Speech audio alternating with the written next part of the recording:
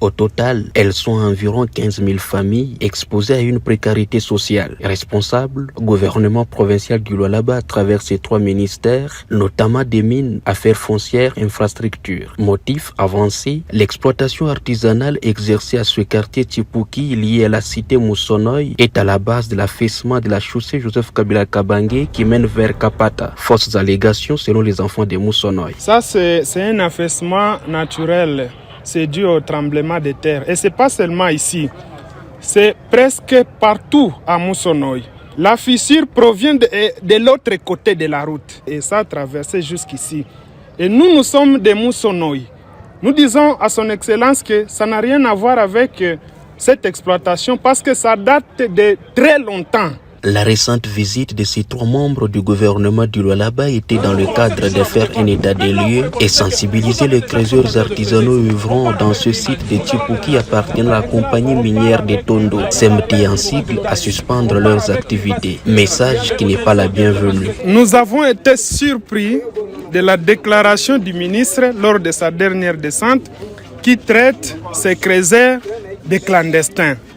Comment on peut comprendre une carrière qui a plus ou moins 7 mois d'existence avec tous les services de l'État, c'est-à-dire la coopérative minière, il y a le service de Seimapé qui est une institution de l'État et la compagnie minière de Tondo qui prélève 15% sur les artisanaux. Mais 7 mois après, que le ministre ne soit pas au courant de tout ça, en tout cas, nous ne partageons pas cette déclaration.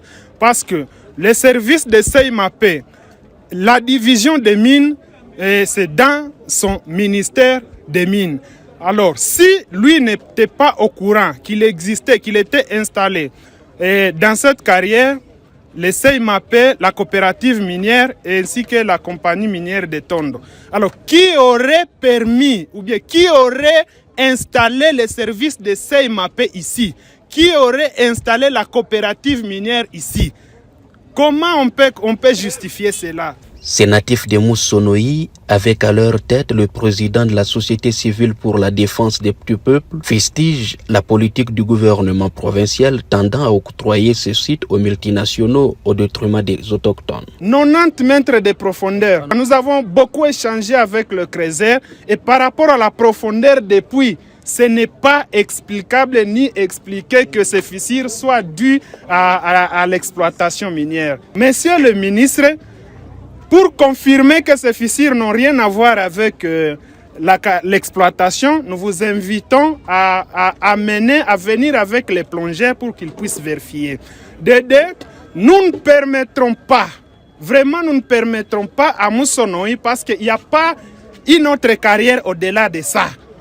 Et si on décide de fermer tout ce monde ici, vous voulez qu'ils deviennent des chègues, des bandits et alimenter l'insécurité dans la ville de Kolwezi et en particulier dans la cité de Moussonoï. C'est pour cela que la population de Moussonoï réunie, nous disons non à la fermeture de cette carrière.